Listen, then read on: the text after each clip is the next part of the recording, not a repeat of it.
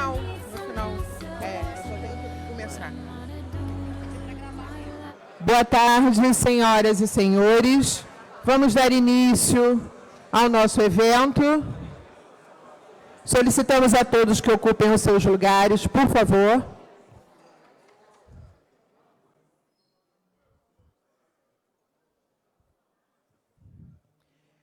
Neste momento, convidamos o presidente da Associação Comercial do Rio de Janeiro, o senhor José Marques Vilar, e o senhor Pedro Malan, economista e ex-ministro da Fazenda no período de 1995 a 2002, ao palco, por favor.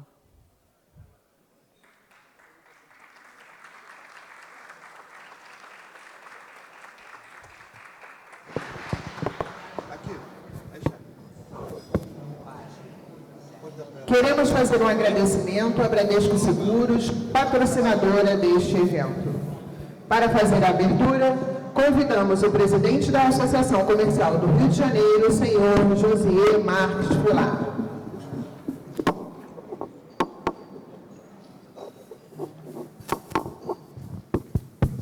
Muito bom dia a todas, a todos aqui presentes. Eu queria, primeiramente, saudar o nosso ministro Pedro Malan, agradecer muitíssimo a disponibilidade do tempo dele, que tem uma agenda complicada para estar aqui conosco hoje. Já adiantando que o ministro Malan precisa tomar um avião às 14 e pouco, tem que sair daqui 14 horas em ponto. Então, portanto, nós teremos aí 1h40, talvez, eu não sei bem, 1h20 de convivência com o nosso ministro, e eu lhe agradeço muitíssimo estar aqui. O ministro faz parte da história das nossas vidas aqui. Ele representa para todos nós um simbolismo talvez maior do que ele consiga perceber. Eu me lembro, eu médico recém-formado, comprei meu primeiro imóvel pela Caixa Econômica e, como dizia Milô Fernandes, naquela época faltava sempre, sobrava mês em relação ao salário que todos nós tínhamos. E quando o ministro Malan assumiu e toda a equipe econômica do governo começou a estruturar o Plano Real, quando eu tinha que pagar antes disso acontecer, eu ficava alucinado para poder pagar minha mensalidade lá na Caixa Econômica do imóvel que eu tinha comprado, porque sobrava mês e faltava salário. E quando o grupo que estruturou o Plano Real conseguiu consolidar uma estabilidade econômica no país, eu acho que nós atingimos o início de um processo civilizatório de viver num ambiente saudável, de tranquilidade econômica, que nos permitiu crescer como cidadãos, sabendo que podíamos contar com aqueles salários que recebíamos, com o dinheiro que ganhávamos e que aquilo estava estabilizado para fazermos dos nossos recursos aquilo que mais desejássemos fazer de melhor para as nossas vidas. Por tudo isso e por restabelecer e nos devolver esse espírito cidadão de viver num país com inflação controlada, na época do ministro Malan, eu acho que só o Brasil, a Rússia, a Ucrânia, eu não me lembro mais quais eram os países, mas que tinham, assim, eram poucos, não chegava a 5 ou 6 países, se não me engano, que tinham inflação de 1000%. Então, nós nem lembramos mais disso, mas já tivemos inflação de 1000% no país. E graças a esse grupo que foi formado e liderado pelo ministro Malan, nós podemos hoje dizer que vivemos num país civilizado. Muito obrigado, ministro Malan, por tudo de bom que o senhor proporcionou ao país e a todos os cidadãos aqui presentes. E eu queria, homenageando ao senhor e ao ministro Marcílio Marques Moreira, que está aqui conosco, lhe desejar vida longa, saúde e muita sorte em toda a sua trajetória. E muito obrigado por muito que vocês fizeram por todos nós brasileiros. Muito obrigado e a palavra é sua.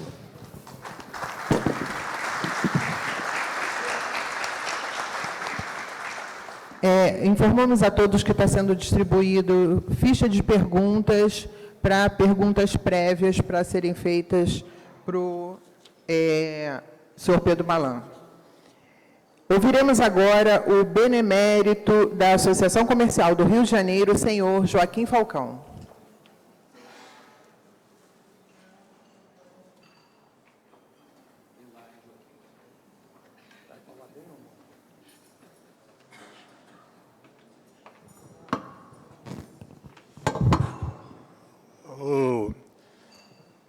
Muito obrigado pelo convite, Josué, Rui.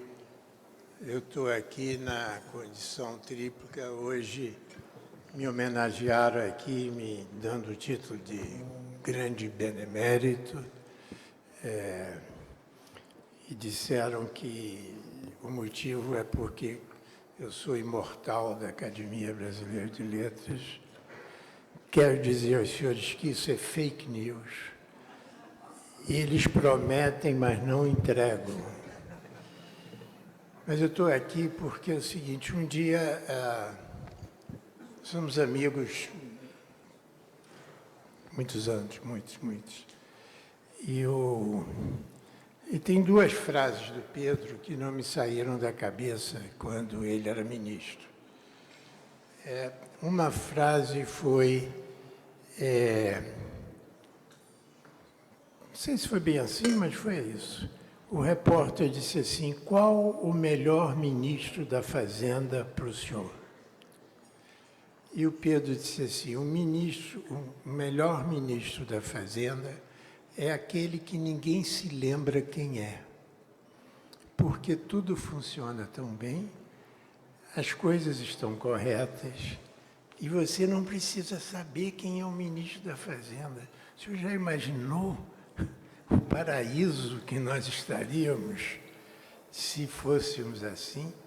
Mas hoje é o momento de lembrar ele, de lembrar o Pedro. Mas o primeiro ponto é esse, extremo discrição, extremo recolhimento, que ele sempre pautou a sua ação. O segundo ponto é o ponto de que tem uma frase que o Pedro também gostava muito de dizer, que era uma frase de Keynes, que diz, se as circunstâncias mudam, você também não tem que mudar? Ou seja, é a dinâmica do processo civilizatório, como o Josier lá falou.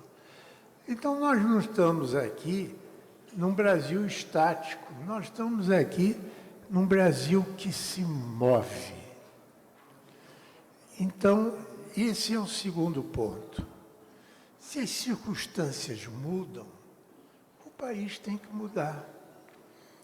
Mas o terceiro ponto, então esse aí, é o que eu acho que é uma curiosidade minha, Pedro. A gente tem conversado muito sobre isso, somos colegas do SEBRE, somos colegas de várias instituições. É o seguinte, pensar é o começo de tudo. Mas depois de pensar, tem que fazer, porque senão o pensar fica solto no ar. Naquele momento dramático, começou-se a pensar, mas começou-se a fazer, a implementar. Então, um mistério, talvez o ativo que para mim é o mais importante e que a gente precisa, o Brasil tem hoje várias maneiras de pensar. O mundo tem várias maneiras de pensar. Como é que se concretiza esse pensar? Você foi uma apreciação, um momento decisivo de descobrir um pensar identificá-lo, criar uma equipe, ter um presidente que apoia. Como é esse processo de criar o imprevisível? Como é esse processo de criar quase o impossível? É o que a gente está precisando agora. Eu, pessoalmente, não aguento mais diagnósticos. Eu, pessoalmente, eu não aguento mais transparências, embora sejam necessários. Mas como ir além? Pedro.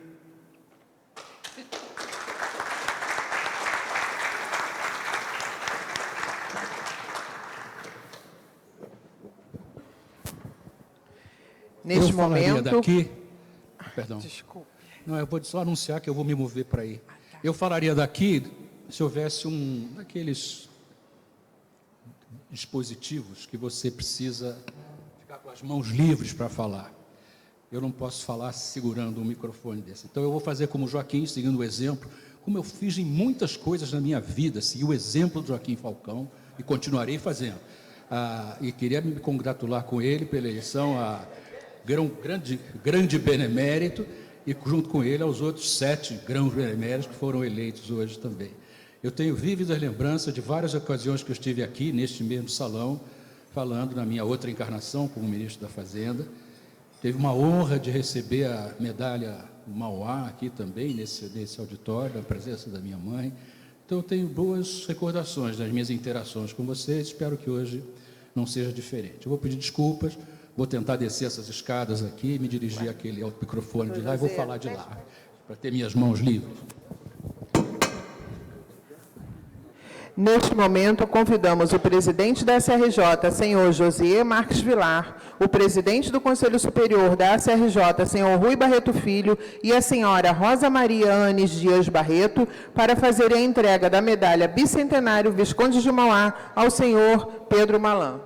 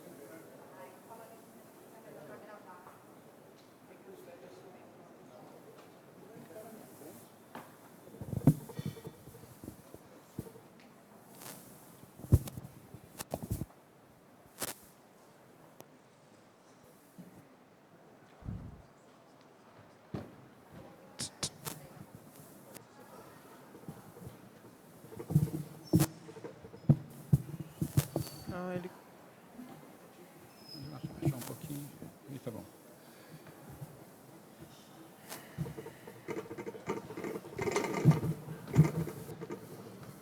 Bem, há cerca de 20 anos atrás, eu escrevi, e vou reproduzir aqui o que eu escrevi, num outro agosto.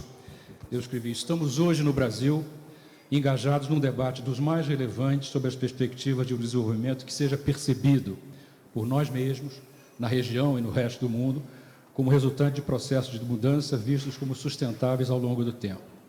Notei que haviam sido necessários cerca de 10 anos para que o país percebesse o caráter perverso da hiperinflação e se preparasse por tentativas, erros e acertos para derrotá-la em 1994. E cerca de 10 anos mais para que o país se adequasse à convivência com taxas de inflação relativamente civilizadas, considerasse essa conquista como sua e indicasse a qualquer governo sua disposição de preservá-la no longo prazo.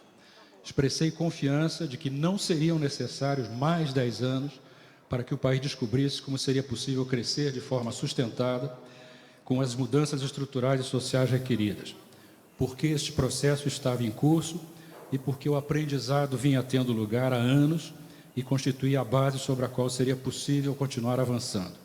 concluí notando que das 3 características essenciais de uma sociedade moderna na qual valesse a pena viver, consolidamos o avanço em uma, liberdades individuais, estávamos avançando na segunda, mais justiça social, sem as ilusões do voluntarismo imediatista e com menos apelos à demagogia populista, e estamos iniciando um debate mais profundo sobre a maior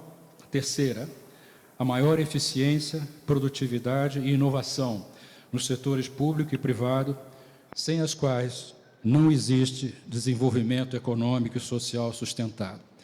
Eu fiz essa pequena introdução aqui porque eu queria falar sobre os 30 anos do Real, não tão exercício de nostalgia de um passado que não volta, mas eu estou convencido que tem lições da experiência dos últimos 30 anos, eu quero mencionar algumas, o tempo poderia falar horas sobre isso, eu quero mencionar algumas porque elas são relevantes para o debate hoje que nós estamos. Espero que ele se aprofunde ao longo dos próximos 3 anos e que nós sejamos capazes de ter um horizonte de tempo olhando à frente que não se reduza a esse curto e enganoso período, porque 3 anos na história de um país é um período muito curto. E nós temos problemas aqui que só terão solução a médio e longo prazo, mas é importante que percepção que o médio e longo prazo começa hoje. Tudo é gradual na vida, mas tem urgências no gradualismo. Eu quero mencionar algumas com ênfase nas lições do passado. E eu acho que tem algumas muito significativas. Por exemplo, teve um papel que foi mencionado aqui, a marcha da insensatez, que foi a evolução da inflação no Brasil nos 3 décadas que antecederam o lançamento do real. O Brasil foi o recordista mundial de inflação, se consideramos a inflação acumulada no período que vai do início dos anos 60 ao início dos anos 90. Foi mencionado aqui que em 1992, o último ano calendário antes da chegada do grupo do Fernando Henrique ao Ministério da Fazenda, só tinha 4 países no mundo que tinham inflação de mais de 1000%. Era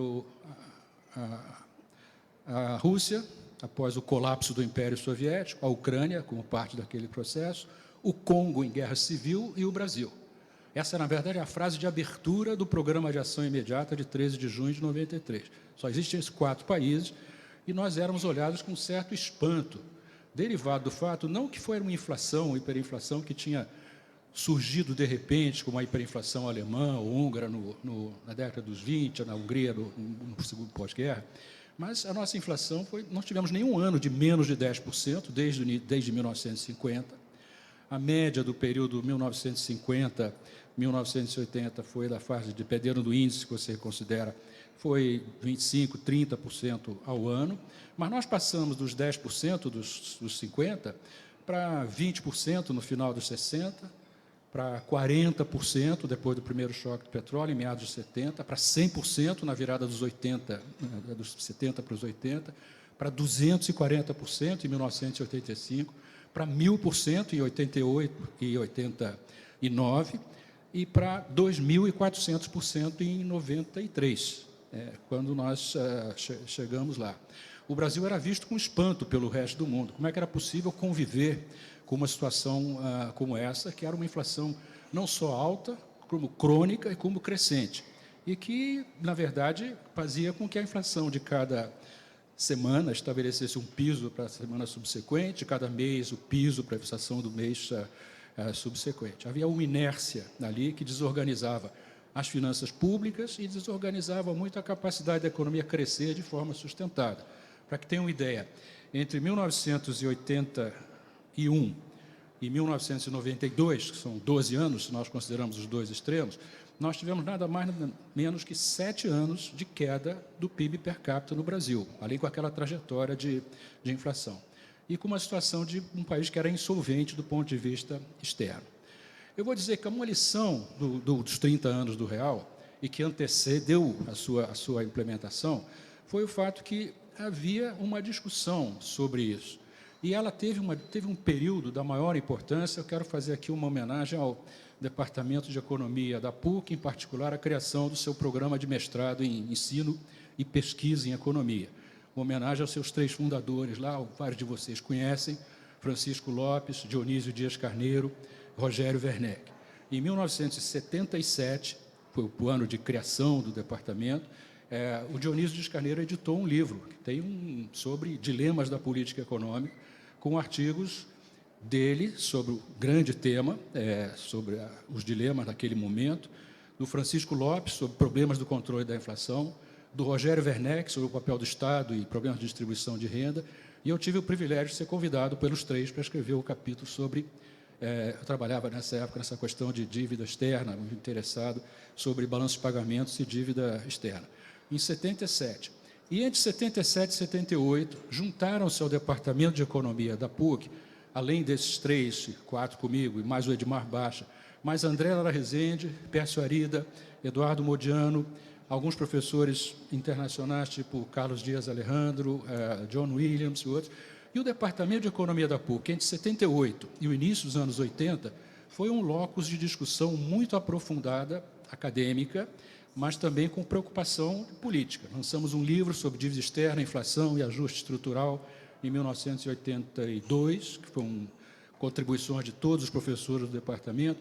E o Pércio Arida tem um texto extraordinário, que é sobre a importância das interações e das relações de amizade e confiança mútua que se estabeleceram ao longo de anos por um grupo de pessoas que foi fundamentalmente o grupo de pessoas que Fernando Henrique conseguiu atrair para trabalhar com ele quando ele assumiu em 21 ou 22 de maio de 93, de uma maneira muito inusitada. Não sei quantos de vocês conhecem a história.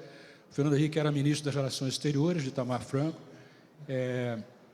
Ele estava voltando do Japão, via Nova York, estava jantando na casa do embaixador nosso em Nova York, Ronaldo Sardenberg, quando recebeu um telefonema do presidente Itamar Franco, que ele disse que ia demitir o então ministro da Fazenda, Eliseu Rezende, e queria nomeá-lo a ele, Fernando Henrique Cardoso, ministro da Fazenda. O Fernando, com aquela habilidade que lhe é característica, disse: Itamar, eu estou voltando para o Brasil amanhã à noite, daqui a 2 dias eu estou aí, a gente conversa com calma sobre isso, não há razão para se precipitar. Conversa com o Eliseu com calma, veja bem se é isso que você quer fazer, me aguarde aí para nós conversarmos. Foi dormir e acordou no dia seguinte com a notícia dada pelo embaixador que o diário oficial daquele dia constava a sua designação para ministro da Fazenda por parte do presidente Itamar Franco.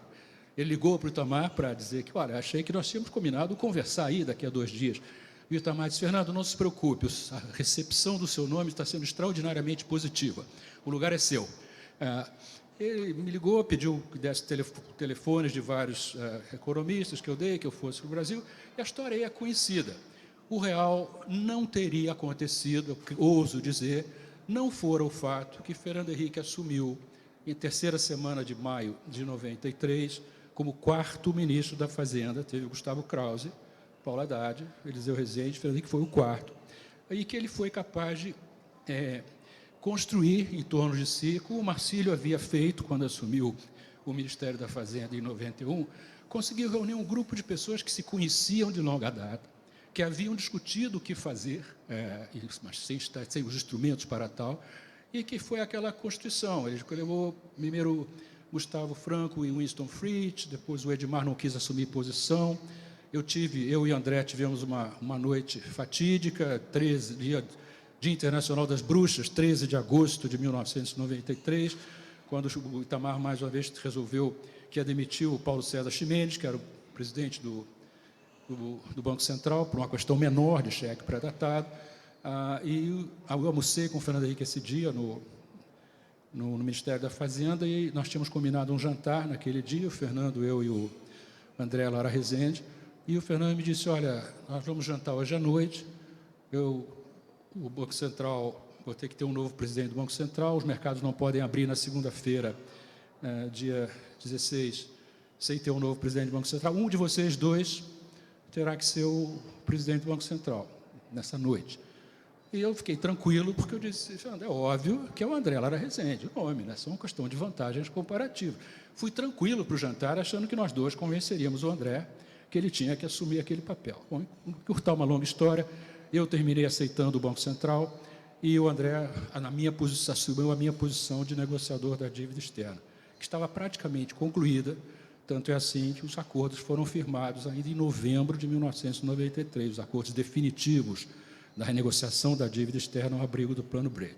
Mas o fato é que eu aceitei aquilo, um enorme sacrifício, porque, para mim, naquele momento, o importante era trazer André Lara Rezende e Pércio Arida para o núcleo duro do governo.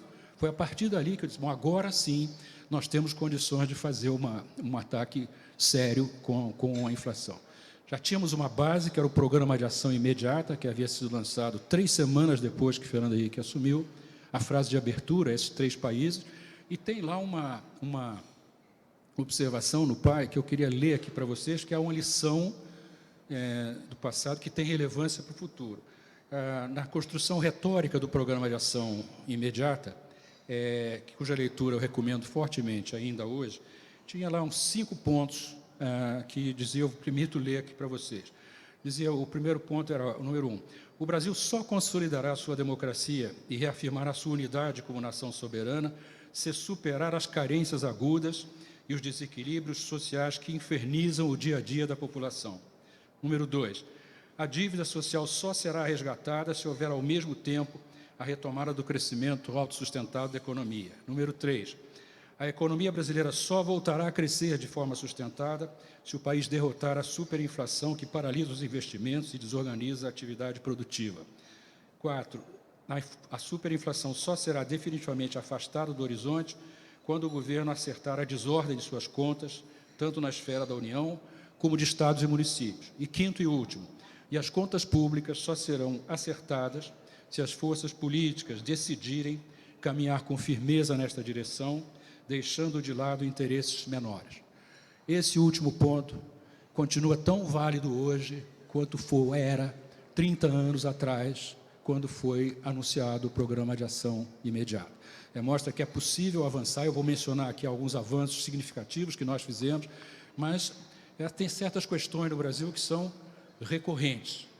Para quem olha o Brasil, levando em conta que a indissociabilidade dos mundos, do econômico, do social e do político institucional. Para quem olha desse ponto de vista, essas questões, principalmente a hiperinflação, foi derrotada, eu espero que definitivamente. Tenho dito, vou reiterar aqui mais uma vez, que eu estou convencido que hoje nós estamos discutindo a inflação 4,5%. Naquela época, quando nós entramos, era caminhando para mais de 2.000% em 93.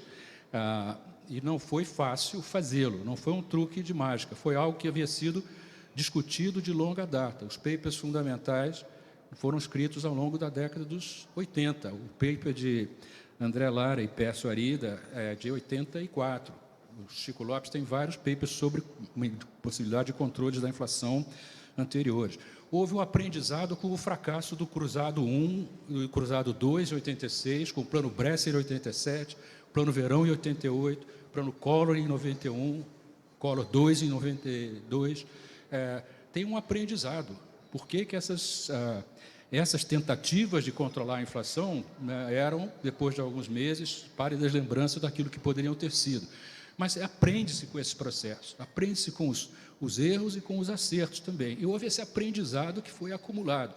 E tinha a lição, tem que ter liderança política, que foi a posição que Fernando Henrique assumiu ali, que foi absolutamente crucial. O Itamar delegou a ele, deu carta branca, exceto em 2 ocasiões que foram chaves, em que nós tememos pela sorte do plano. Eu não vou mencionar aqui agora. Mas o fato é que o Fernando Henrique era um político com um grande respaldo e conhecimento no Congresso, no setor judiciário também, pelo seu passado, e ele foi capaz de juntar pessoas que ele conhecia de longa data, que o conheciam de longa data, e essas pessoas tinham uma confiança mútua entre si. Ninguém ali estava disputando joguinhos de poder, ninguém ali tinha uma ambição, um projeto pessoal. Tinha assim, como é que nós podemos fazer para lidar com essa situação? E a tarefa prioritária naquele momento era derrotar a hiperinflação, que foi conseguido. Eu não quero entrar em detalhes aqui sobre como é que foi a URV, essa história é conhecida.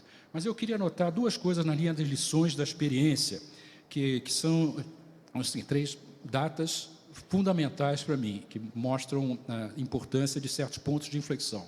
Uma foi a divulgação do Programa de Ação Imediata. Eu estava no exterior naquela época, negociação da dívida, representando o Brasil na diretoria executiva do Banco Mundial.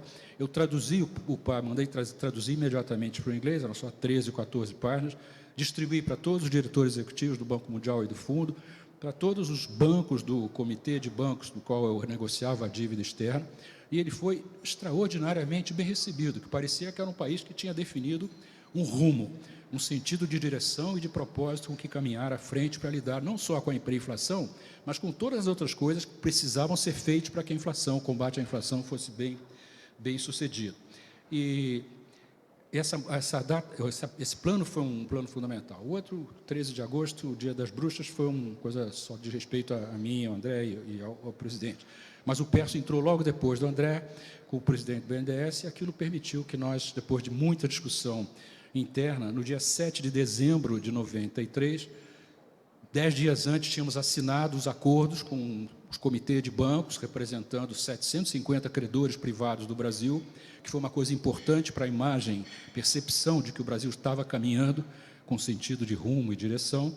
E no dia 7 de dezembro, tem algo que eu sugiro à leitura, nós apresentamos uma exposição de motivos do ministro Fernando Henrique Cardoso ao presidente Itamar Franco, a exposição de motivos de 7 de dezembro de 93, que era só uma exposição de motivos, que tinha 3 pilares.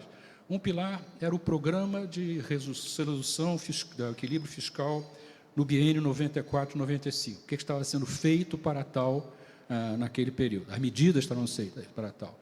O segundo eram propostas de mudança constitucional. A Constituição de 88, e eu quero mencionar aqui uma coisa, se eu tiver óculos, eu vou ler, que está com a letrinha pequena. Nessa exposição de motivos, tem um parágrafo que é da lavra do próprio Fernando Henrique Cardoso, o ministro, em que ele diz o seguinte: faltou-nos, aos constituintes de 1988, isso é palavras do Fernando Henrique, então um parágrafo do texto da exposição de motivos, faltou-nos a percepção realista dos mecanismos de financiamento do gasto social. Faltou-nos a decisão de efetivamente reconstruir o Estado em base de competência e eficiência. A percepção de que o texto aprovado da Constituição era, em certos aspectos, uma obra inconclusa, explica, de resto, a inclusão das disposições transitórias de artigo prevendo a revisão constitucional depois de 5 anos. Essa exposição de motivos contém dezenas de sugestões de mudança constitucional, que não foram adiante porque, naquela época, o Congresso estava...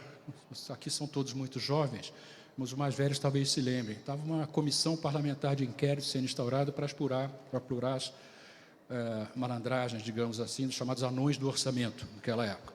Era um grupo de parlamentares,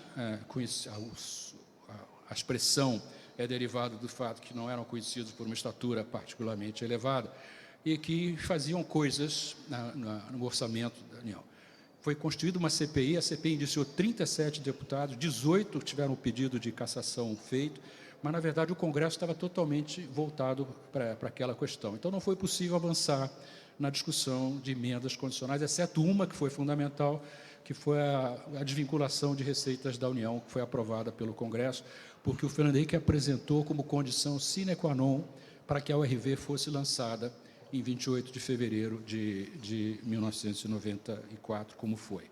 Eu não vou falar sobre o que era a URV, como é que ela foi, mas o fato é que depois de 4 meses de recontratação com a nova unidade de conta, de referência a contratos, a população percebeu claramente que era possível, através da URV e sua conversão em real, quando ela fossem conferidas as propriedades de meio de pagamento, que aquilo ali era uma possibilidade de derrota da hiperinflação. Para que tenham uma ideia, o Fernando Henrique deixou o Ministério da Fazenda para lançar sua candidatura à presidência em 1º de abril de 94. Ele estava ali no final de abril com 17% das intenções de voto, o Lula tinha 40 e tantos %. Em maio de 94, o Fernando Henrique tinha 20 e poucos %, menos da metade das intenções de voto do Lula. Isso começou a virar depois do lançamento do real. A inflação em junho de 94 foi 47%, 48%. Em julho de 94 foi 6,8%. Em agosto foi menos de 2%. E o Fernando Henrique ganhou no primeiro turno com 54% de votos, virando rapidamente em 3 meses. E ele percebeu que ia ganhar a eleição quando ele ia a comícios no interior do Brasil e as pessoas balançavam notinha de $1, como alguém me mostrou aí, que mostrou a notinha de $1 para nós assinarmos no dia do lançamento dos 30 anos do Real, o livro que lançamos, Edmar Baixa, Gustavo Franco e eu, Os Cariocas do Real. Mas a lição ali básica é o seguinte: por mais difícil que seja uma situação, isso se aplica ao Brasil de hoje, não significa que não existam opções. E a primeira opção é ter liderança política apropriada e capacidade desta liderança política de reunir pessoas em torno de si, que nela tenham confiança mútua e que sejam capazes que tenham refletido sobre aquele assunto, que tenham pensado, entender como chegamos à situação atual, onde é que estamos hoje, como condição sine qua non para vislumbrar os futuros possíveis. Isso foi feito lá naquela ocasião. Mas, feito isso, parece que, bom, foi feito lá uma mágica, criou-se lá o tal de URV, que se transformou em real, e resolveu-se o problema da hiperinflação no Brasil, e agora é só correr para o abraço que os outros problemas se resolvem por si. Não é verdade. Foram necessários mais, pelo menos, 10, 15 anos de trabalho de consolidação do processo de inflação no Brasil. A inflação, no primeiro ano, dos primeiros 12 meses depois do real, foi 33%. No ano de 95, primeiro ano calendário depois do real, foi 22%. Só chegou a baixar de 10% no final de 96, baixar de 5% só em 97. E, para isso, foram necessárias muitas coisas. Não tenho tempo de entrar em detalhes aqui, mas eu quero mencionar algumas que são relevantes hoje também. Primeiro, a decisão de lidar com o problema de sistema financeiro brasileiro, público e privado. Nós tínhamos mais de 30 e tantos bancos comerciais estaduais, espécie de banco central de estados, que faziam empréstimos a seus governadores, a empresas dos estados, que não lhes pagavam de acordo com as obrigações contratuais, reestruturações sucessivas de dívida, na qual o governo estadual encampava algum prejuízo para o banco continuasse funcionando. Nós reduzimos esse número de bancos através de liquidação, privatização, transformação em agência de fomento para cerca de meia dúzia, ao longo de vários anos, na década dos 90. Tivemos que intervir, liquidar ou privatizar 3 dos 7 ou 8 maiores bancos privados brasileiros, Econômico, Nacional e Bamerinos, que não haviam se preparado para conviver com um período de baixa inflação, excessivamente dependente na receita inflacionária, do imposto inflacionário, que lhes assegurava ganhos derivados da inflação alta, crônica e crescente. Tivemos que renegociar as dívidas de 24 ou 25 dos estados brasileiros com a União, há 30 anos de prazo. Eu achei a diferença da questão do sistema financeiro, que até hoje é reconhecido como um sistema financeiro sólido e rígido pelo resto do mundo, pelo Brasil, na questão de dívida de estados e municípios. Essa é uma tarefa de Sísifo, ao que tudo indica, pelo que nós estamos vendo hoje. Mas precisa ter, de novo, o mesmo tipo de espírito, e no Tesouro Nacional eu tive o privilégio de ter 4 secretários de Tesouro Nacional. Murilo Portugal, Eduardo Augusto Guimarães, Fábio Barbosa e Eduardo Guardia. Lamentavelmente, os 2 mais jovens já se foram, estariam hoje ativos no debate público brasileiro, não tenho a menor dúvida disso. Foram os 55 anos. Devia ser proibido que certo tipo de pessoas morressem aos 55 anos de idade de câncer no cérebro. Mas qualquer um dos 4 podia substituir a qualquer momento meus 2 secretários executivos lá, que eram Pedro Parente e Amaury Bia. E tanto o Pedro Parente quanto o Amaury podia me substituir a qualquer momento na posição de ministro, eu brincava com os 2, com grandes ganhos para o país. Então, eu me considero um privilégio por ter conseguido trabalhar com pessoas admiráveis, comprometidas com o setor público e com uma visão de médio e longo prazo, que é o que nós precisamos voltar a ter no Brasil. Tivemos as privatizações, tivemos das telecomunicações. Alguém pode imaginar que nós teríamos os avanços que fizemos em telecomunicações, tivéssemos 27 empresas estaduais de telefonia, 27 estados definindo as suas agências reguladoras, suas decisões na área de telecomunicações e setor público. A Telebrás faria a expansão que nós tivemos nessa área, se continuasse estatal. Tivemos a privatização da Vale, da siderurgia no Brasil, foram coisas pensando na retomada sustentada do crescimento. Tivemos a Lei de Responsabilidade Fiscal, aprovada em 4 de maio de 2000, que eu achei que tinha estabelecido um marco, um regime nessa área fiscal, como nós tivemos, estamos comemorando agora 30 anos de real, mas 25 anos e meio do regime cambial de taxa de câmbio flutuante. Estamos comemorando 25 no mês de junho de um regime monetário de taxa de metas de inflação. E eu achei que a lei de responsabilidade fiscal teria estabelecido um regime fiscal digno desse nome para o Brasil. Ela foi contestada desde o início, várias ações no Supremo Tribunal Federal, alegando a sua inconstitucionalidade, por incompatibilidade com a responsabilidade social. O argumento de que, para ser responsável socialmente, você não pode ter restrições orçamentárias, como todo país organizado tem que ter. O orçamento é uma peça fundamental ao nível, a composição e a eficácia, tanto da arrecadação quanto dos gastos do governo. Essa é uma tarefa inconclusa, uma daquelas tarefas de Sísifo que o Brasil tem que fazer com frequência, é voltar a discutir os termos em que um país tributa, gasta em termos dos seus níveis e composição e eficácia. Legados do real, a meu ver.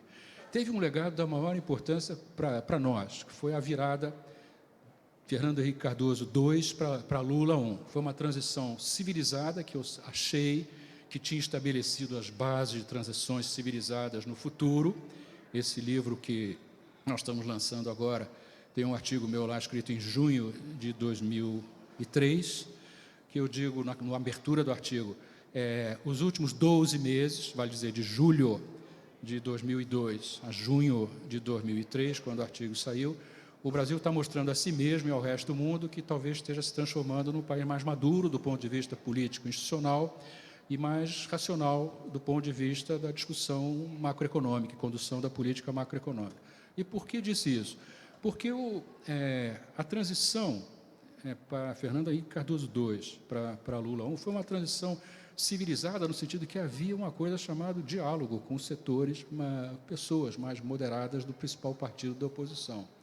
E particularmente quando o câmbio mandou de 2,3, quando o principal candidato da oposição começou a disparar nas pesquisas em abril de 2003, e o câmbio passou de 2,3 para 4 nos 6 meses que antecederam as eleições, e o Risco Brasil passou de 600, 700 para 2.000 e tanto, nós dissemos que, olha, a eles, isso aqui não é coisa que nós estejamos fazendo, isso aí são expectativas não destituídas de fundamento, com base no que vocês diziam e faziam, que iam fazer, sobre o que vocês farão em termos de condução da economia, se ao poder chegasse.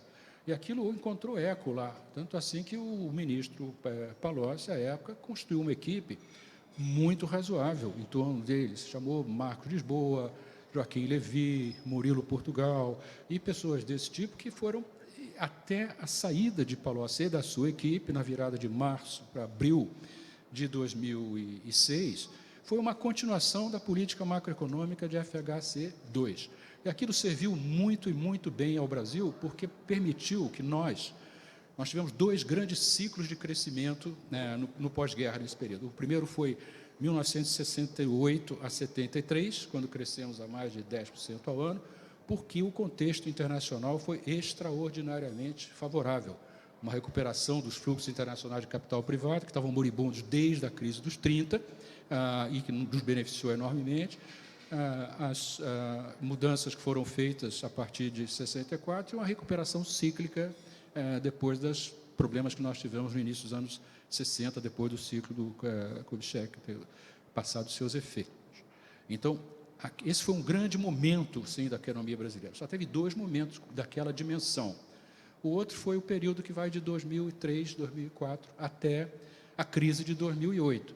Extraordinário crescimento da economia mundial. A China bombando, a taxa de crescimento de 10%, 11%, 12%, 13% ao ano, termos de troca e volume de exportações crescendo a taxas extraordinárias, acumulou reserva de 190 bilhões de dólares só entre 2003 e 2007 e 2008, o número de IPOs e follow-ons em 2007 foi recorde histórico.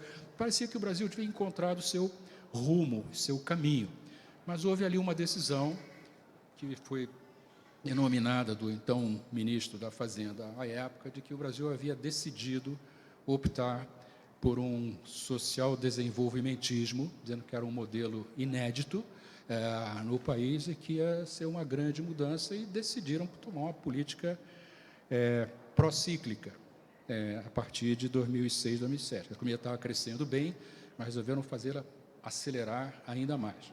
E veio o PAC, as lições do PAC 1, 1.640 e tantas ações do governo, entre obras, estudos e projetos em andamento, as quais 900 obras e 700 ações, estudos e projetos. Eu vi que agora o novo PAC tem, o ministro Rui Costa apresentou, sendo 11.600 obras, ações e projetos e empreendimentos em andamento, e eu acho que há um problema com essa excessiva dispersão, que é aquilo que todo governo é obrigado a fazer, que é definir com clareza as suas prioridades, quais são os seus projetos prioritários, porque tudo não é possível porque desejável.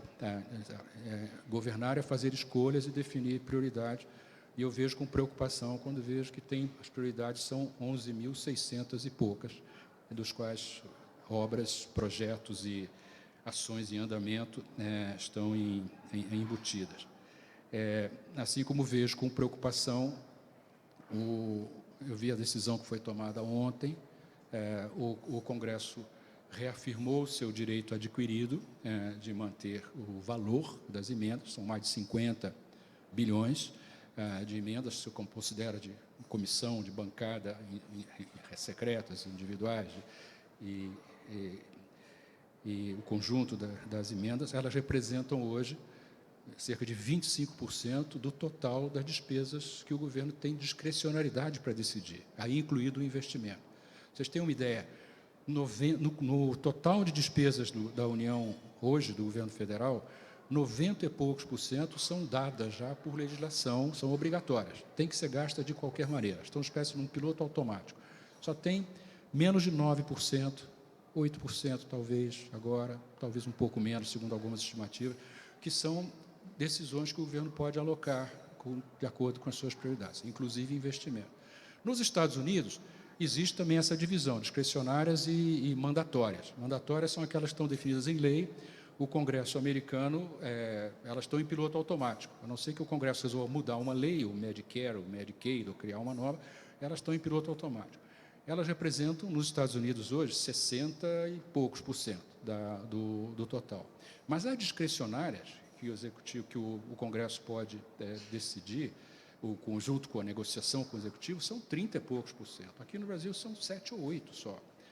E lá o Congresso tem que aprovar a cada ano, cada linha do orçamento. Quando o Congresso não aprova, aquela linha do orçamento não pode ser executada. Então, é um enorme poder que o Congresso tem nas negociações com o Congresso e entre os dois partidos no Congresso, de definir o que entra, o que não entra no orçamento, inclusive de excluir coisas que o Executivo encaminhou ao Congresso na sua proposta orçamentária. Essa é uma grande questão ainda no Brasil por resolver, e eu vejo que é um dos problemas mais sérios que nós temos olhando o futuro. E é um problema de curto, médio e longo prazo. Eu estou falando demais, eu acho que eu quero caminhar para uma conclusão. O Joaquim tinha me dito, numa conversa recente, que ele achava que eu tinha que falar alguma coisa sobre... que era mesmo, Joaquim? Era... Deixa eu ver se eu me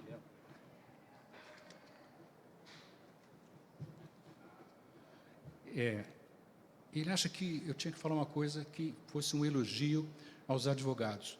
Eu não tenho nenhum problema em fazer elogios a advogados, nenhum problema, pelo contrário. Meu filho mais velho é um advogado, acho que foi atraído pela profissão, por me ouvir falar com frequência de qual a importância que eu atribuía às interações em disciplinas contíguas, por exemplo, economia, ciência política, sociologia e direito, o mundo do direito. O real só saiu porque foi possível estabelecer uma relação com advogados. Os economistas sozinhos não teriam feito a redação que permitisse que você evitasse questões de direito adquirido, causa julgada, e outras questões dessa natureza, atos jurídicos perfeitos, tal. Teve interações muito profundas e importantes ali com vários juristas. O Tadeu De Chiara, por exemplo, foi extraordinário nessas interações, mas tiveram outros também, o Tércio Sampaio Ferraz,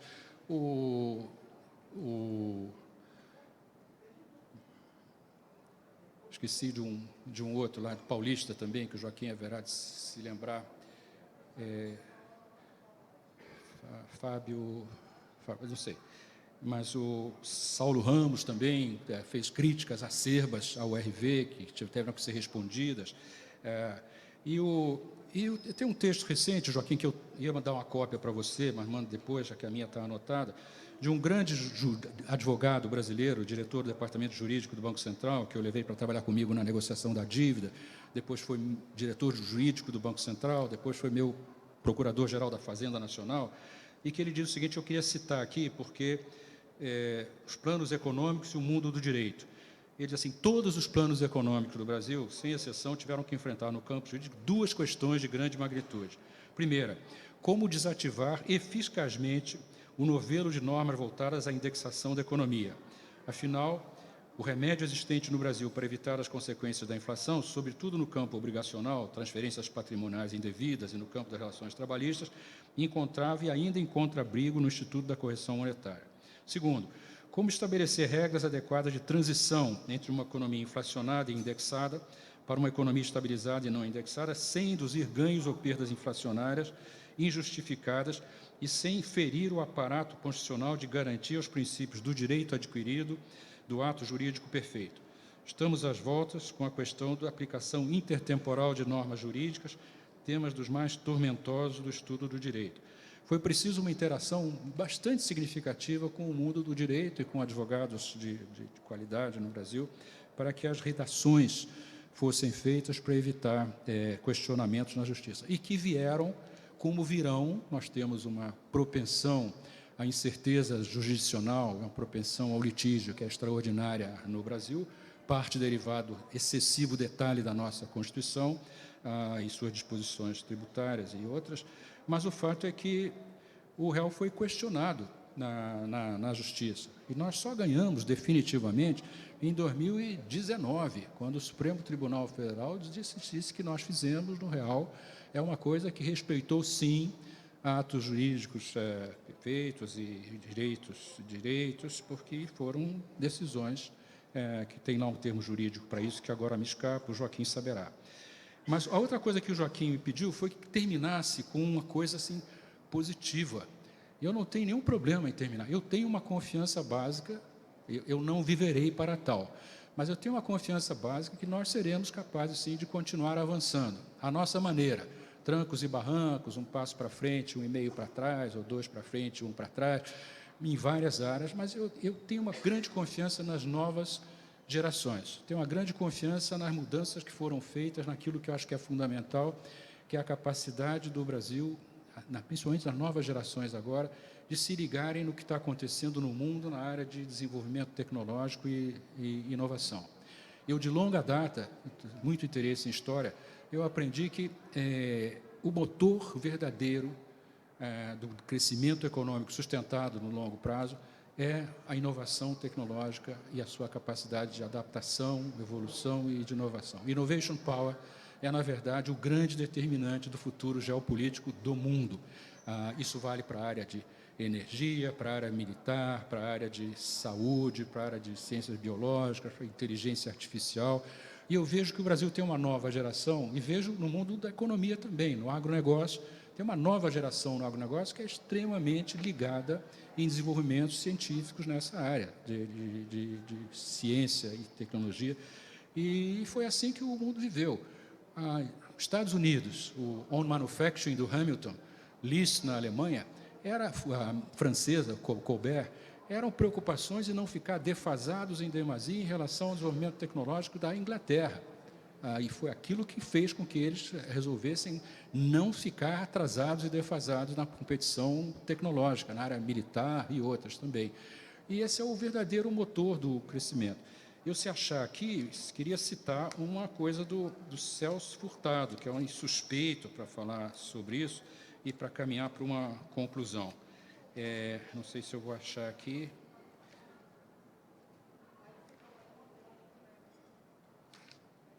Minutinho só.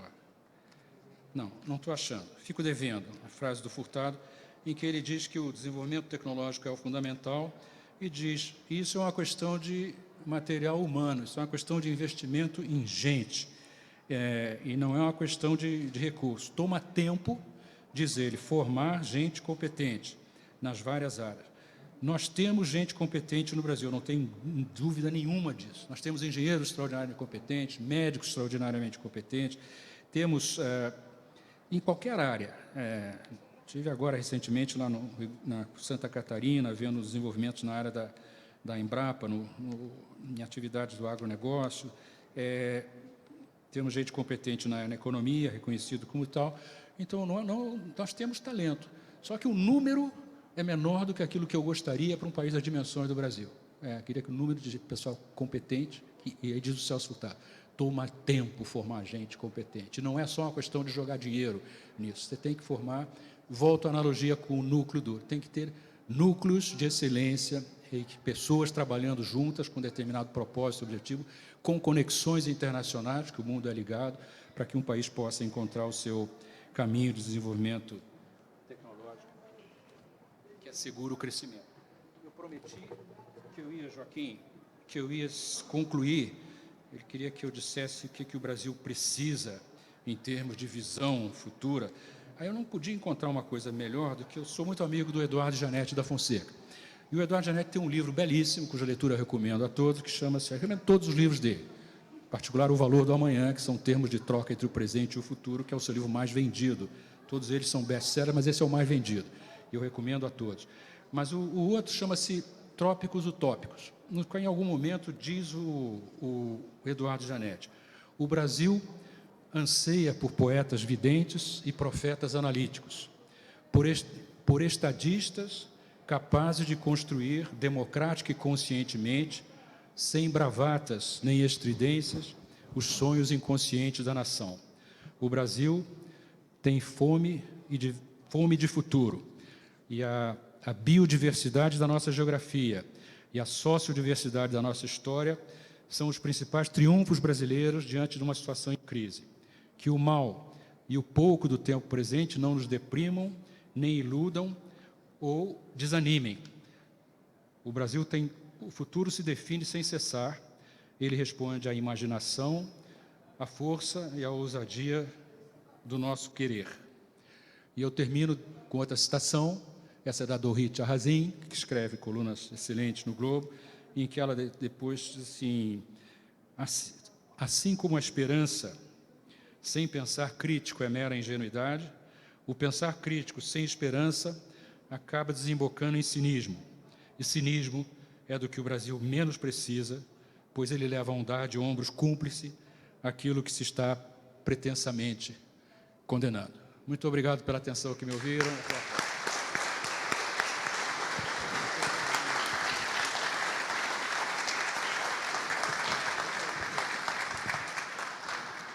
Bem, chegaram aqui várias perguntas, eu vou tentar consolidá-las em 2 ou 3, por conta do tempo, para o almoço ser servido. E, ministro, muitíssimo obrigado pela excepcional palestra que foi conferida aqui para todos nós. E o senhor quer que eu faça umas 4 perguntas de uma vez ou uma de cada vez? Como é que o senhor prefere? Depende das perguntas, talvez nenhuma. Então, talvez nenhuma, né? Então, eu vou começar pelas mais simples aqui, está chegando mais, eu vou tentar ver se eu consigo consolidar. Uma delas que me parece importante é direcionar para a atividade empresarial. Essa é a Casa do Empresário, é a Casa de Mauá. Esse ano nós estamos comemorando 215 anos da Associação Comercial, que foi criada em 1809 por Dom João VI. Convido todos que estão aqui a participarem do 2º Fórum Rio Empreendedor, que ocorrerá no dia 4, 5 e 6 de setembro aqui, onde estaremos discutindo como retomar o crescimento da nossa cidade e do nosso estado do ponto de vista da atividade econômica. E aí, dentro dessa lógica, a primeira pergunta que chegou aqui é: que recomendações o senhor daria ao Rio de Janeiro para ele retomar o seu protagonismo econômico perdido ao longo das últimas décadas? Eu vou fazer algumas palavras e passar o microfone para o Joaquim depois. Bom. Eu acho o seguinte, acho que assim como o Brasil é um país extraordinário na sua vitalidade, na sua diversidade, nós temos um enorme ativo na linguagem que nós usamos lá no SEBRE, o soft power brasileiro, na área de a música, artes, criatividade, é extraordinário. E temos um enorme atrativo, no qual o Rio de Janeiro é sede. Em poucas cidades do mundo tem uma natureza como a que nós temos aqui. Poucas cidades do mundo têm essa joie de vivre, como diriam alguns meus amigos francófonos, que tem o Rio de Janeiro. E poucas cidades têm o potencial de desenvolver serviços de várias naturezas, então está sendo mostrado agora. E, portanto, eu vejo, às vezes, com uma certa angústia o fato que esse potencial não se realiza, e uma das razões é a dificuldade que nós temos, eu volto ao tema aqui do que eu mencionei anteriormente, liderança política capaz de maneira persistente, consistente, reproduzida não apenas num período de um mandato, mas de uma série de mandatos, com sentido de visão, propósito e rumo, explorar as potencialidades que existem aqui, na sua gente, na sua natureza, no talento que existe nessa cidade. E eu acho que a gente tem tudo para dar certo se formos capazes de eleger pessoas, e aqui, quando eu falo eleger pessoas, eu penso no nível municipal, no nível estadual, e pessoas que mandamos para Brasília, e nos executivos municipais, estaduais e municipais. Eu sempre procuro encorajar muito, tem alguns que estão presentes aqui, os jovens, que se percebem a importância que trabalhar, seja no legislativo, no executivo, e ter pessoas do setor privado, do mundo empresarial, que percebam a importância do contexto institucional no qual eles estão inseridos, que isso depende de legislação e de leis, que depende de gente que esteja produzindo leis. Quem se der o trabalho de ler a autobiografia do Obama, por exemplo, o Obama começou como um advogado, ele e a Michelle, trabalhando com pessoas vulneráveis da Rádio de Chicago. Depois de muito trabalho lá, ele descobriu que se ele quisesse fazer diferença, ele tinha que estar envolvido na produção de leis. Surgiu e foi ser deputado da Assembleia Legislativa do estado de Illinois, em Springfield. Ele dirigia toda terça, quarta e quinta lá, passava 3 horas e meia dirigindo. Chegou à conclusão que se ele quisesse fazer diferença, ele tinha que ir para a esfera federal, disputar um lugar no Congresso. Acabou indo para o Senado, por circunstâncias lá. Quando ele chegou no Senado, ele descobriu que se ele quisesse realmente fazer diferença, ele tinha que disputar a presidência. E disputou, e foi um excelente presidente, a meu ver. E é um grande orador, como vocês puderam ver. Então, eu acho que eu encorajo muito, quando eu fui várias vezes ao Renova falar com jovens, pessoas que estão interessadas em política, para encorajá-los a se dediquem à política, assim como eu encorajo gente que quer trabalhar em executivo municipal, assim, também, eu acho que é da maior importância. Quer dizer, o potencial está aqui para ser explorado, para ser desenvolvido, e precisa de mais gente de espírito público. Sim, Joaquim. Precisa microfone, Joaquim. Precisa microfone. Sua voz não é tão potente assim como você pensa. Microfone ali para o Joaquim, por favor. Não.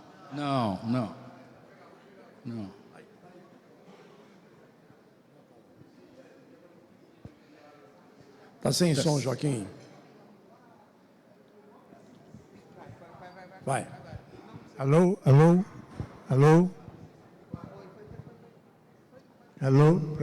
vocês já viram que o diálogo meu com Pedro é permanente e muito franco.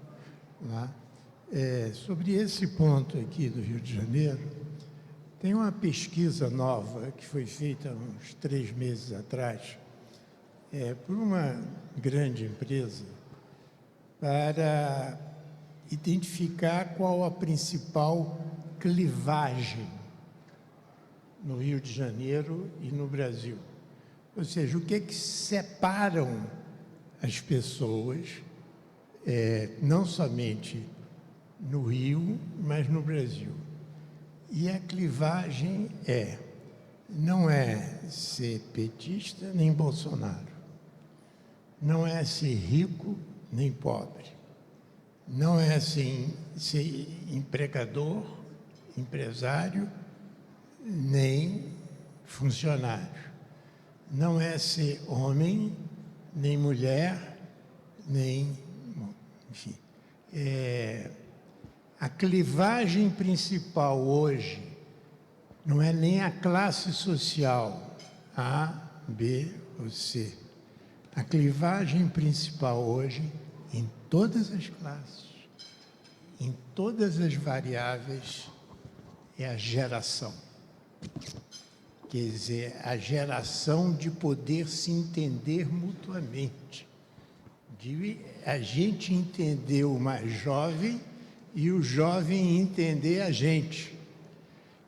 Essa é a clivagem principal que deve orientar, no meu ver, qualquer instituição, que é o seguinte: a diversidade que a gente precisa é da ousadia com experiência. Só para...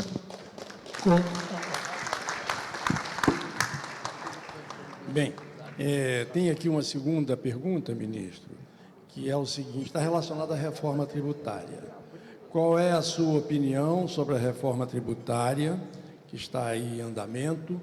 Se isso vai impactar de forma muito negativa na produção de serviços e, consequentemente, no achatamento dessa atividade econômica?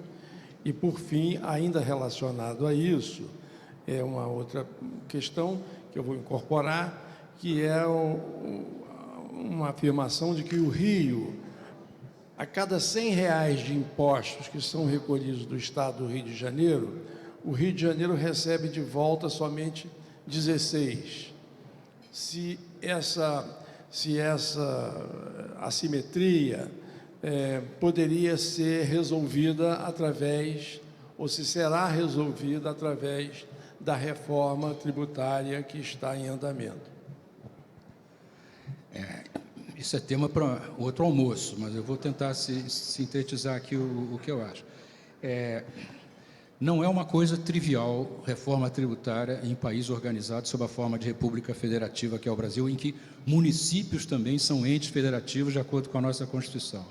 É mais complexo do que os mais complexas discussões em outros países que têm esse problema tem um governo central que pode decidir isso. A França estabeleceu, foi o primeiro país do mundo a fazer o imposto sobre valor agregado, mas a França é um país que tem uma enorme centralização lá. Na Alemanha já é um pouco diferente. O Brasil foi o primeiro país em desenvolvimento, final dos anos 60, que instituiu o imposto sobre valor agregado, o antigo ICMS. Fizemos talvez um erro lá ao dizer na partida, ao permitir que ele fosse de responsabilidade de cada unidade da federação, dos estados. E o que nós vimos aí ao longo do tempo foi uma enorme complexidade do nosso sistema, com mudanças de alíquota, mudança de base de incidência de imposto, uma legislação de milhares de impostos que mudavam a cada dia, porque dependeram do estado, e uma obrigação de que todos os estados tinham que se pôr de acordo, por unanimidade, no âmbito do CONFAS, para que alguma mudança fosse feita. É um sistema muito... não é o ideal, digamos assim, para não usar um termo mais forte.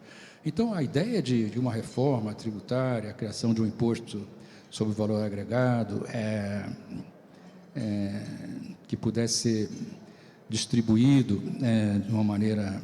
Eu acho que eu tenho muita admiração pelo trabalho que o Bernardo Api fez, pela sua determinação pelo seu empenho, por apresentar uma proposta. Agora, quando a proposta chega no Congresso brasileiro, é o que nós vimos lá, né? O Senado Federal definirá as alíquotas padrão, alíquotas de referência para os impostos e as contribuições, o IBS e o CBS. Para os produtos que não tiveram já decididos pela Câmara, ou a isenção total ou uma redução do IVA. Vocês viram a imprensa de hoje anunciando que é possível que o IVA, começaram a falar em 20 e poucos, depois 26,5, com mais 0,8 para cima ou para baixo. Hoje a estimativa é que deve ser em torno de 28. O mais alto IVA do mundo é o da Hungria, que é 27. Nós estamos caminhando para 28, e a razão é muito simples, é uma questão aritmética. Quanto mais produtos e serviços têm isenções totais ou reduções significativas, maior tem que ser essa alíquota básica, porque o princípio básico da reforma é que ela tem que reproduzir exatamente a carga tributária atual, não deve nem reduzi-la, nem aumentá-la ainda mais. Então, foi aí que nós passamos dos 20 e poucos, dos 23, 24, para os 25, para os 26,5, mais 0,8, para os 28 que eu vejo hoje no jornal. E esse Congresso, isso não foi concluído ainda, porque só no Senado agora tem 1.080 emendas já apresentadas. Eu presumo, conhecendo o Brasil, que dessas 1.080 emendas, muitas são querendo uma redução adicional de uma alíquota que já foi reduzida, ou a introdução de um novo produto com alíquota zero. Portanto, é uma questão não trivial, principalmente no momento eleitoral. Eu acho que o cuidado lá que o relator, que não está designado formalmente ainda, Eduardo Braga como relator, porque tem um problema lá do pedido de urgência, que está em discussão, mas neste momento, o Congresso está pensando nas eleições para 5.570 prefeitos no Brasil. É difícil você conseguir que o attention span, a atenção, o tempo dos deputados federais e dos senadores, eles estão pensando se eles vão eleger o seu prefeito na sua cidade, na sua capital, e qual vai ser a composição da Câmara, e já quem vai ser o substituto do Arthur Lira como presidente da Câmara depois. A reforma tributária entra ali, virou um campo, um hunting ground de lobbies de todo tipo, dos vários tipos de setores. Então, eu vejo com preocupação esse resultado quando o processo... Aí, de novo, falta o Bernardo Apim encaminhou o projeto ao Congresso e disse, bom, agora a responsabilidade está com o Congresso, né? Mas não tem uma liderança política de alto nível lá conduzindo o processo no dia a dia, com o Congresso, a posição do governo. A bola foi passada para o Congresso e nós estamos vendo o resultado. Perfeito. Apenas para concluir, a última pergunta que me chegou é o ministro. Tem mais, mas eu vou encerrar nesta aqui. Como é que o senhor avalia a importância de se manter o Banco Central independente? Se a sua opinião é esta, e qual seria a justificativa para isso, já concluindo na última questão. Olha, eu sempre evitei usar a palavra independência, porque eu aprendi que os políticos têm uma reação muito grande à ideia de independência, porque eles acham que é um poder não eleito e, portanto, não deveria ter a palavra independência. Ela gera uma reação instintiva da classe política. Eu sempre usei a expressão autonomia operacional, que eu sugiro que seja a expressão que deva ser usada quando se refere a isso. Autonomia operacional para quê? Aí eu quero dizer assim, o regime cambial de um país é decidido pelo governo. Nós temos um regime cambial que vem servindo bem ao país desde 15 de janeiro de 1999, que é um regime de taxa de câmbio flutuante, mas um governo eleito com a legitimidade que o voto popular confere, pode resolver que vai mudar o regime, vai ser um outro regime. Não é uma coisa trivial, porque ele é obrigado a dizer o que vai colocar no lugar, o que vai substituir. Não tem nenhuma credibilidade um governante dizer assim, olha, vou deixar de o regime cambial, no caso, e vai ser uma aplicação discricionária. Reserva o direito de decidir a política cambial que mais convém ao país em função das circunstâncias domésticas e internacionais. Isso aí é um problema sério para a organização do próprio funcionamento da economia. Mutatis mutandis, o mesmo vale para o regime de metas de inflação. Ele é decidido pelo governo. E um governo pode dizer assim, olha, eu não estou satisfeito com o regime de meta de inflação e não pode dizer vou viver sem ele. Ele está obrigado a dizer o que é que vai botar no lugar. Não tem nenhuma credibilidade no Brasil, dado o nosso passado, um governante que diga assim, eu vou acabar com o regime de metas de inflação e prometo a vocês, povo do meu país, que eu vou envidar o melhor dos meus esforços para que a taxa de inflação seja o mais baixa possível. Acreditem em mim, que eu serei capaz de fazer.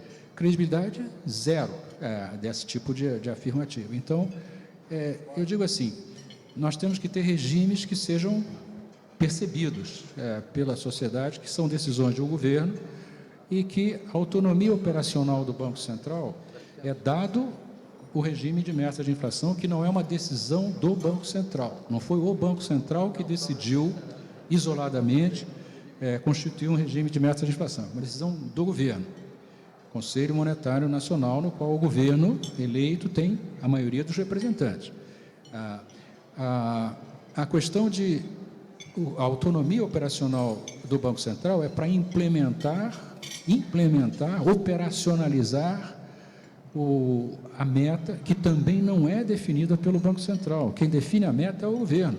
O governo eleito pode dizer, olha, a meta não é mais 3% contínuo, não. Eu acho que deve ser, põe lá um número qualquer. O Banco Central tem que ter autonomia operacional para buscar aquela meta. Eu digo isso porque é para evitar uma ideia de que o Banco Central tem um poder exacerbado de definir o regime, a forma de operacional ao regime e as taxas de juros que vai complementar, que tem que ser feita levando em conta o contexto mais amplo. E o Banco Central tem feito isso. Um regime fiscal que não é percebido como tendo sustentabilidade no médio e longo prazo, ele pode retirar a efetividade à condução da política monetária. Razão pela qual é preciso analisar conjuntamente, assim como acho que tem que analisar conjuntamente o econômico, o social e o político institucional, política monetária e política fiscal têm que ser vistas em conjunto e, portanto, a sustentabilidade de ambas se reforçam mutuamente, assim como a insustentabilidade de ambas também se reforça mutuamente no sentido perverso. Então, eu sou totalmente favorável à autonomia operacional, deixando claro que é um governo eleito que decide qual é o regime monetário, qual é o regime cambial, e deveria decidir também qual é o regime fiscal numa perspectiva de médio e longo prazo. Esse era o propósito da Lei de Responsabilidade Fiscal, que dizia, se você quer aumentar o gasto em alguma área, tudo bem, é um governo eleito, mas você tem que indicar qual é o imposto que vai ser aumentado para permitir a expansão daquele gasto, ou qual é o gasto que vai ser reduzido ou descontinuado para acomodar aquela expansão de gasto que você quer fazer. Aqui no Brasil, o ministro Delfim Neto que gostava dessa expressão.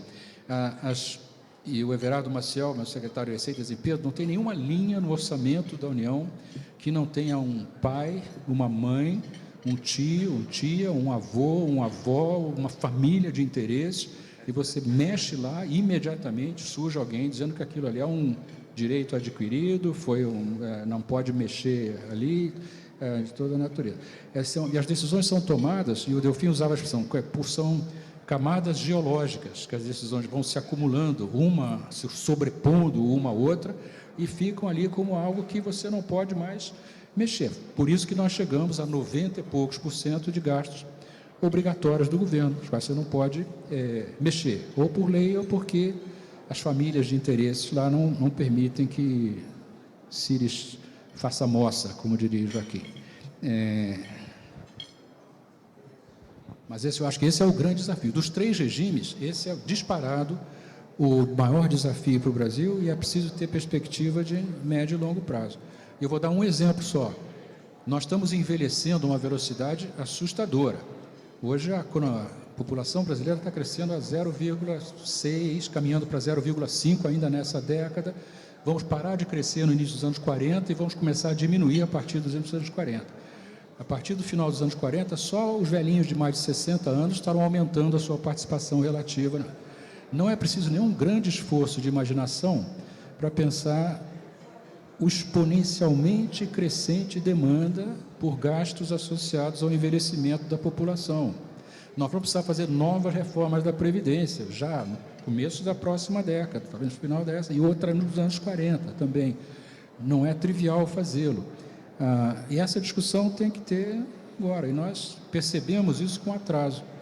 No governo Fernando Henrique Cardoso, nós perdemos por um voto, e nos anos 90 ainda, uma proposta de mudança da reforma da Previdência. Precisavam de 308 votos, tivemos 307. Retardamos por 10, 15 anos avanços de mudança nessa área. Mas é preciso ter visão de médio e longo prazo também. Nós corremos um sério risco de virar um país velho antes de virar um país rico, que tenha superado a armadilha da renda média. E uma observação final, não tem nenhum país no mundo que tenha enriquecido depois de ter virado velho. Todos eles envelheceram depois de terem enriquecido. Nós corremos o risco de perder o bonde nessa área. Nosso bonde demográfico já está se exaurindo, em população economicamente ativa, os jovens entrando no mercado de trabalho é uma velocidade decrescente e temos problemas aí de médio e longo prazo que deveriam fazer parte do debate público no Brasil. Bom, chegamos ao fim. Eu agradeço muitíssimo ao nosso ministro Pedro Malan, a quem eu peço uma calorosa salva de palmas.